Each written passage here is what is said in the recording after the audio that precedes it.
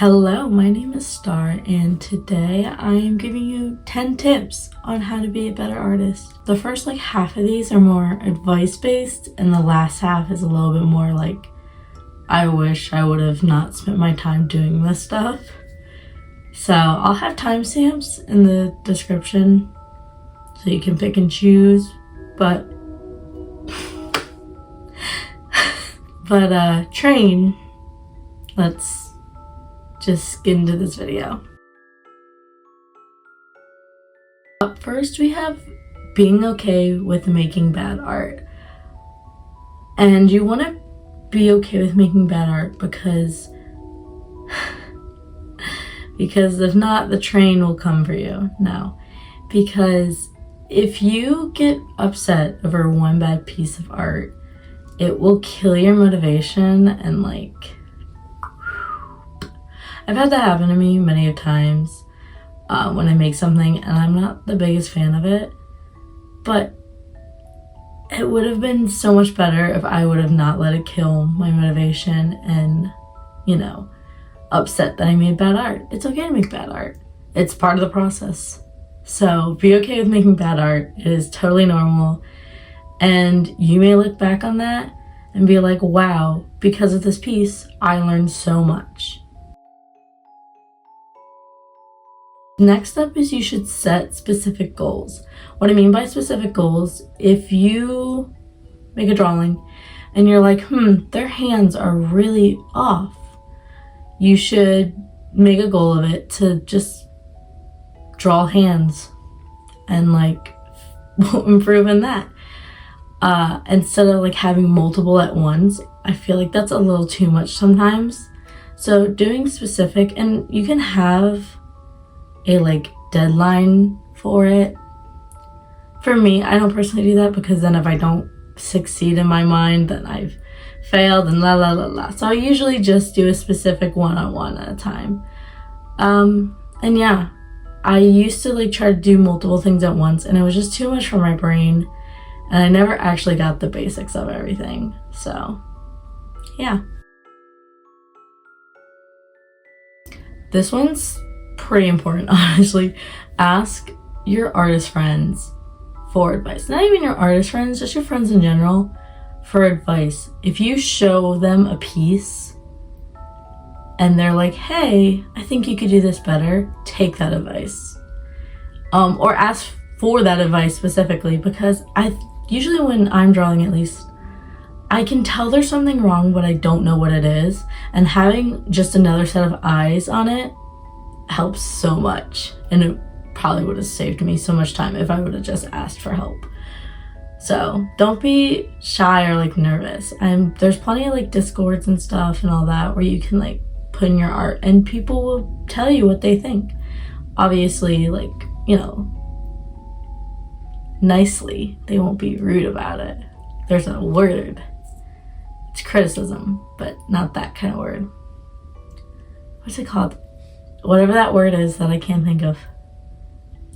Non-harsh criticism, whatever that is. That's what you'll get. Helpful criticism? I don't know. Having two separate spaces to draw in.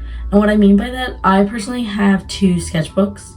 One for, my spreads and stuff. And another one which I completely chicken scratch in. It's bad. Any of my practice stuff usually goes in there first.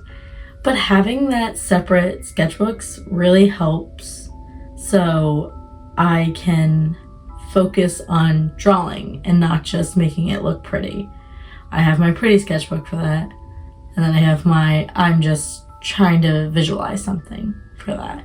And it doesn't necessarily need to be a full-on sketchbook for that. You can just have a bunch of papers that you just randomly scribble on to see if you like what you're doing. Take advantage of the free resources. And what I mean by that, I mean the YouTube videos. There are so many helpful YouTube videos on the basics of how to draw things, the fundamentals. Use them. They are so nice. You don't have to go anywhere. You don't have to pay for anything.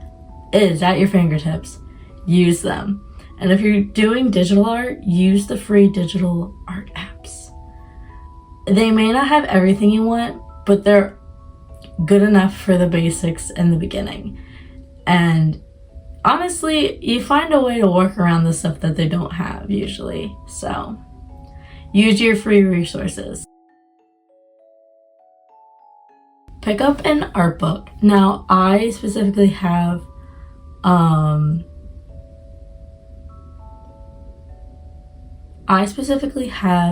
Studio Ghibli art books. I have 2 of them.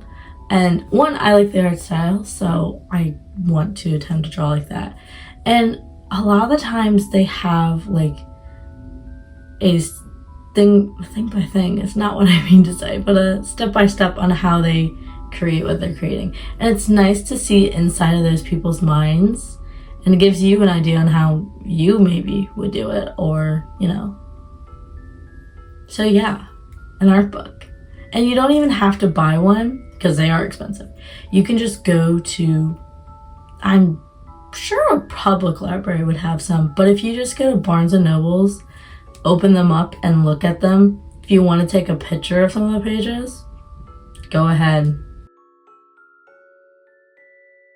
Now here's where I have the more I wish somebody would just told me this basic tips. My first of those is don't just use black lines as line art unless that's the style you're going for.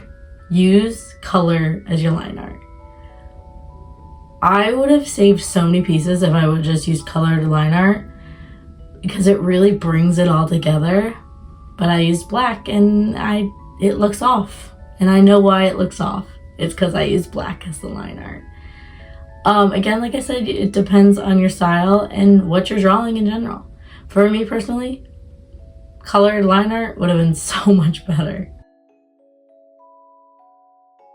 I cannot tell you how much time I've wasted on just coloring things in by hand. Use the fill tool, please. I remember when I did graphic arts class, I forgot about the fill tool and colored in this thing painstakingly. And I went, and my teacher was like, why didn't you just use the fill tool? And I was like, I completely forgot about the fill tool.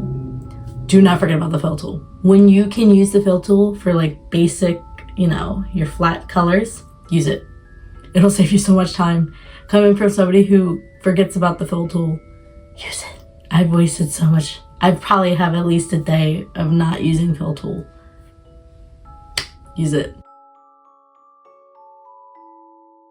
Use a reference.